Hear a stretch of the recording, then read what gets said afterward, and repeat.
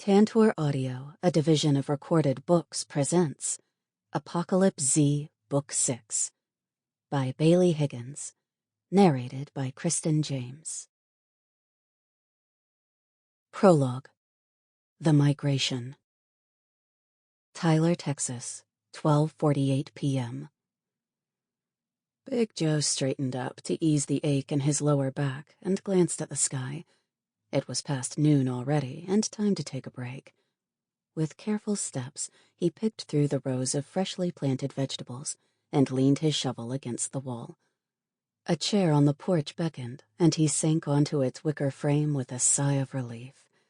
It was hot, with no sign of the habitual morning chill. Sweat ran down the back of his smooth head, and he wiped it away with a hand the size of a dinner plate. "I reckon spring is here to stay." "What's that?" Sandy asked, pushing her way through the screen door that led to the kitchen. She carried a tray loaded with glasses and a pitcher of water, which she placed on a side table. "Nothing much, just commenting on the weather," Joe replied. "I think winter is gone for good." "It's been quite warm these last couple of days," Sandy agreed with a nod of her head. She poured a glass of water and offered it to him. "Here, you look like you need this." He accepted the glass and sipped the lukewarm liquid with a grunt. Not for the first time, he wished for the luxury of electricity and plumbing. Instead, their food had to be dried, salted, or canned, and an outhouse took care of their ablutions. "Thanks, Sandy." Sandy walked to the edge of the porch and cupped her mouth. "Xavier? Candy, come on down for a second. It's time for lunch." "Coming," two young voices replied from a tower perched next to the concrete fence that surrounded the property. Seconds later, two teens jogged across the dusty yard, their broad smiles flashing in the sun. Xavier dropped down onto the top step of the porch. "What's for lunch?" "You'll have to wait and see," Sandy admonished as she dished out 2 more glasses of water. "Aw, really?" he replied with a teasing grin. His blue eyes twinkled, offset by a deep tan and dark hair that gleamed in the sun. "Yes, really," Sandy replied with a mock huff. "I'll be right back." She went back to the kitchen, and Candy sat down on a nearby chair. Her light blonde hair hung down her back in a thick braid, and a silver stud gleamed in her bottom lip. Her lashes were coated with black mascara, which made her green eyes look cat-like, and she chewed on a thumbnail covered in chipped purple nail polish. "How does it look outside?" Joe asked. Candy shrugged. "It's quiet. Nothing for miles around." "Yeah, but it looks like a storm is on its way," Xavier added. Joe frowned. "A storm?" Xavier nodded. "There's a dark cloud hanging on the horizon, and it's moving this way." "I see," Joe replied. "Are you sure it's a storm?" "What else could it be?" Xavier asked. "Maybe I should take a look for myself," Joe said. "Not before you eat first," Sandy said, emerging from the kitchen with a tray of freshly baked oatmeal biscuits and a jar of apricot jam. At least the wood oven was proving its worth. Joe's mouth watered at the smell, and he readily forgot about the coming storm for the next 10 minutes. Only after he'd eaten his fill did he accompany the 2 teens to the watchtower. As they crossed the yard, he looked around him with a sense of deep satisfaction. At the start of winter, they'd been homeless, starving, and on the run. A ragtag group of survivors who'd banded together, none of them related. They found this little farm out in the middle of nowhere and decided to stay. Throughout the long weeks that followed, they'd put in a vegetable garden, foraged at the nearby farms for supplies, and even caught a couple of chickens that ran wild. With his own hands, Joe had erected the concrete fence and built the tower for their safety. He'd also reinforced the house and fixed the big truck they found in the barn. He reckoned they were secure enough to make this their home, with a river surrounding the property on 2 sides and nothing to see for miles on the other. They were a family now, even if it was a weird one. Joe climbed up the ladder and reached for the binoculars that Xavier handed to him. Where is this so-called storm? Over there, Xavier answered, pointing at a low-hanging cloud on the horizon. It's moving fast, though. I mean, it's a lot closer now than it was a half an hour ago. Let me see, Joe said, gazing in the direction Xavier pointed. It took a couple of seconds for his eyes to adjust to the lenses, but then the image became clear. In an instant, his blood ran cold. No. What is it? Xavier asked. It can't be, Joe murmured, unable to focus on anything but the sight in front of him. There are so many of them. It's impossible. What's impossible? Candy asked, her shrill voice piercing his intense focus. Zombies, Joe said.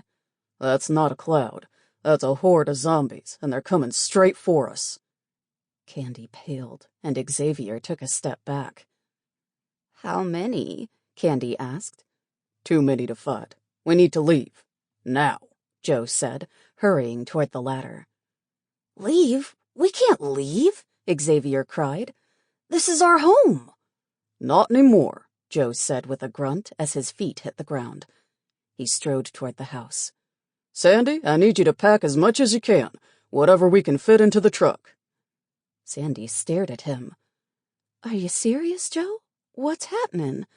There's a horde of infected coming this way, Joe explained. We need to leave. Can't we fight, or just wait it out? Sandy asked. They'll pass us by if they don't know we're here. That's what the storm shelter's for, isn't it?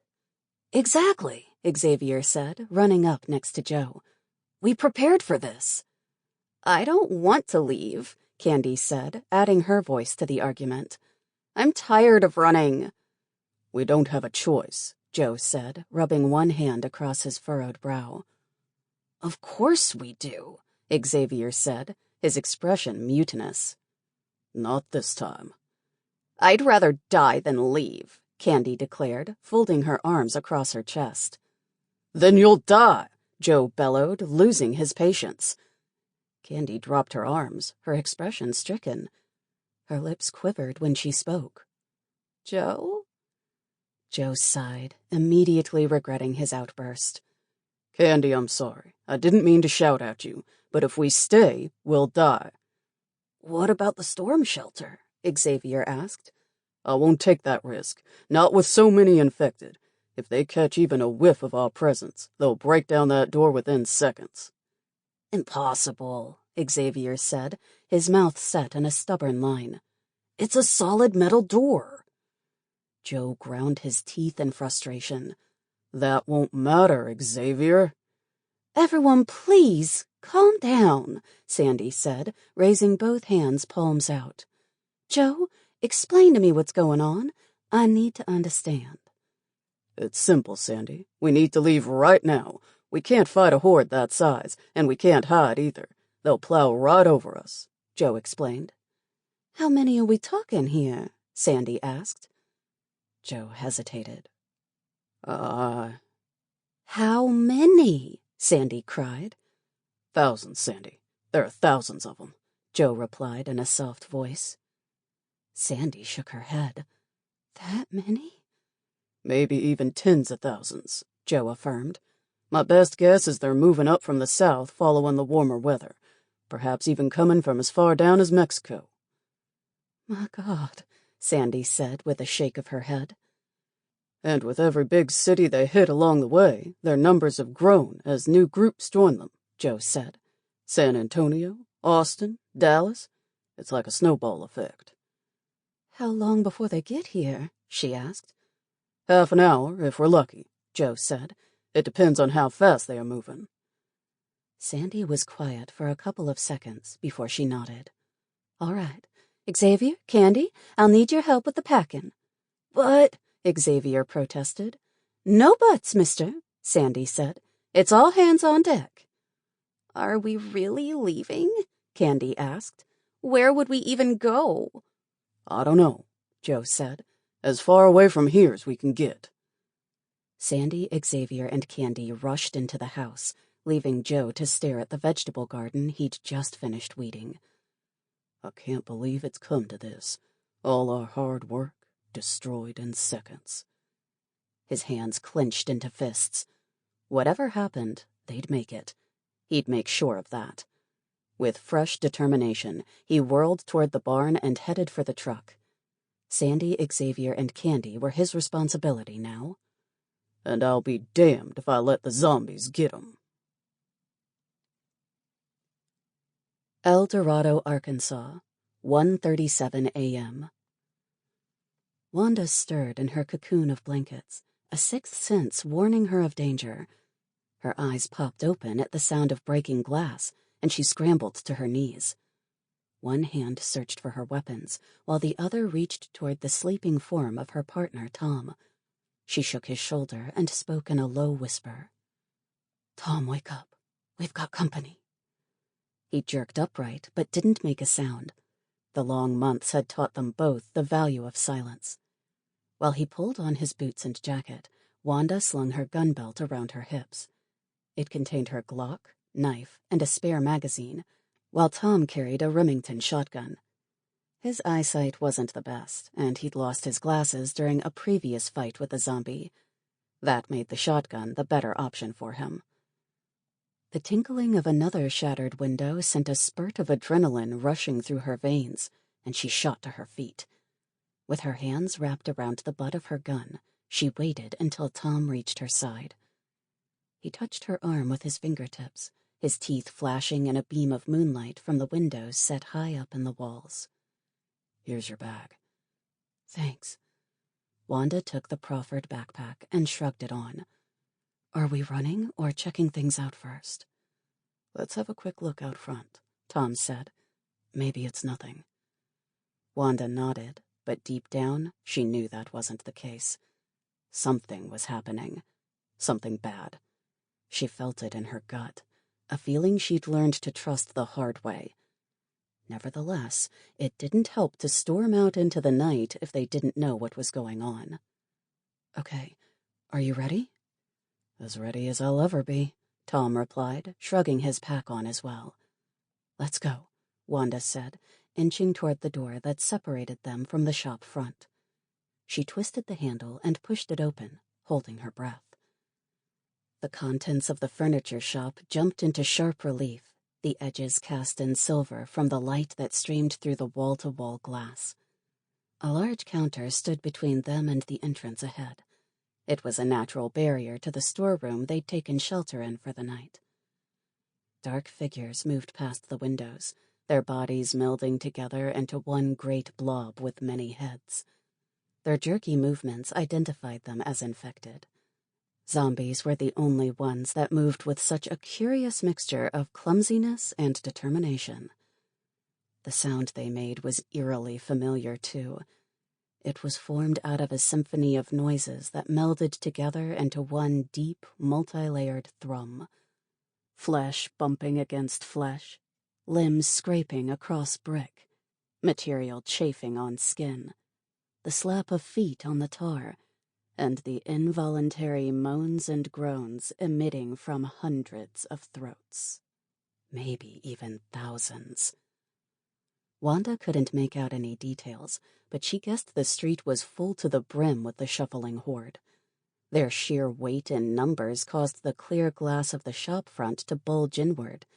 An explosion followed as another one of the windows gave in, unable to take the pressure. Now I know what woke me up earlier. Several infected were shoved into the shop where they milled about aimlessly, pushing over chairs and bumping into delicate lamps and vases. They acted like sheep without a herder. Dangerous, flesh-eating sheep. Wanda and Tom ducked down behind the counter, their hearts banging in their chests. "Where did they all come from?" Wanda asked in a low whisper, peering over the edge with a mixture of fear and fascination. Tom shook his head. "I don't know." "We'd better get out of here. They could spot us at any moment," Wanda said, jerking her head at the zombies that were wrecking the shop. "Let's slip out through the back door."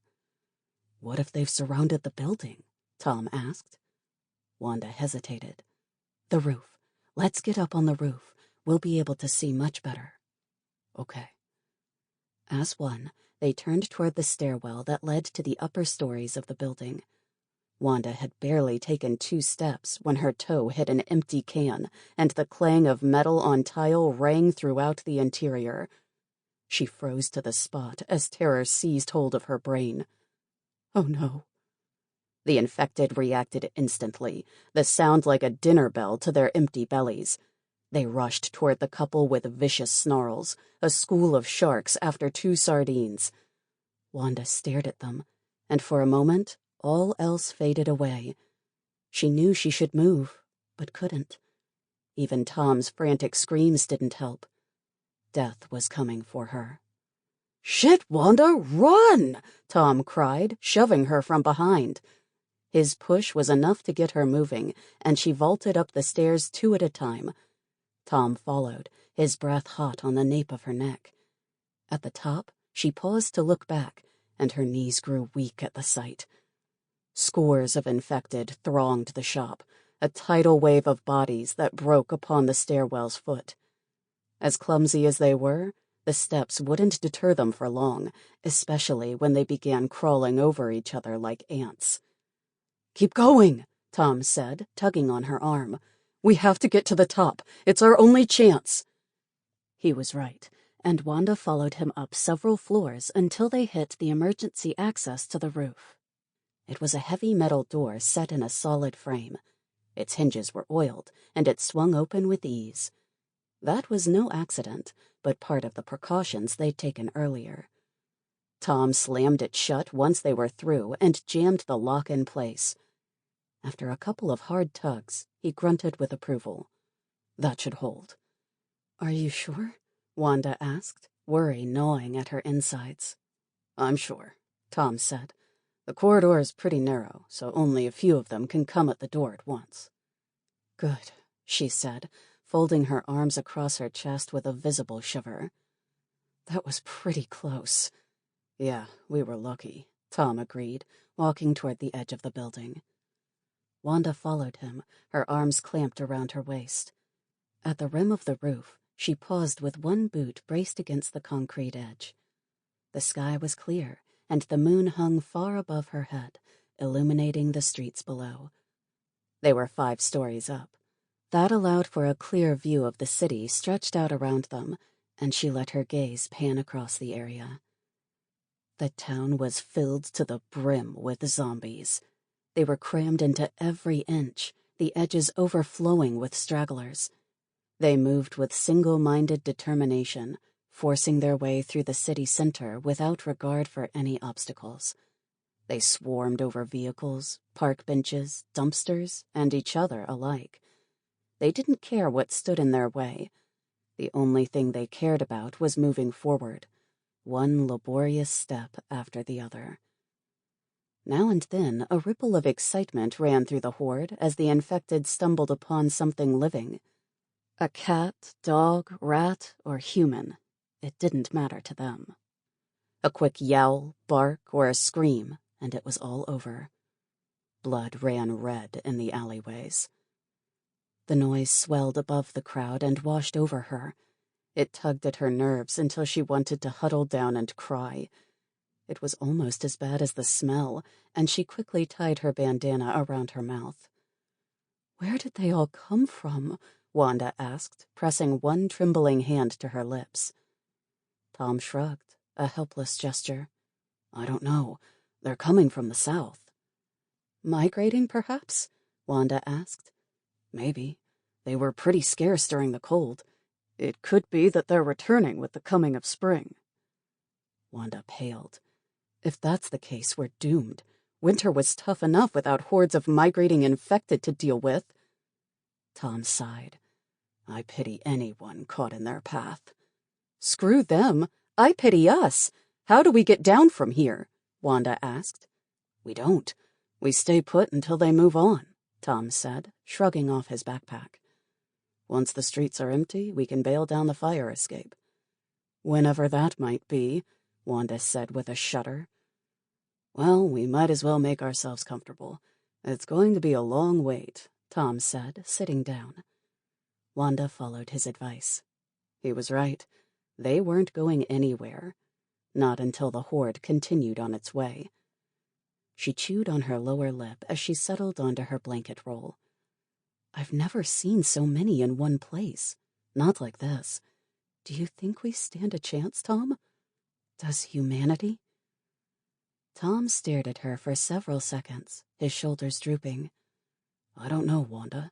They outnumber us 100 to 1, probably more. Unless someone somewhere can pull off a miracle, this could be the end of humanity.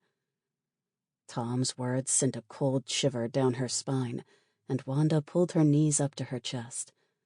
They had an ominous ring to them, and for the first time since the apocalypse began, she felt truly helpless. The end of humanity. Jacksonville, Florida, 11:29 a.m. Ricky dropped to her haunches with her back pressed to the side of an abandoned car. She dragged a younger girl and a boy down beside her and pressed one finger to her lips.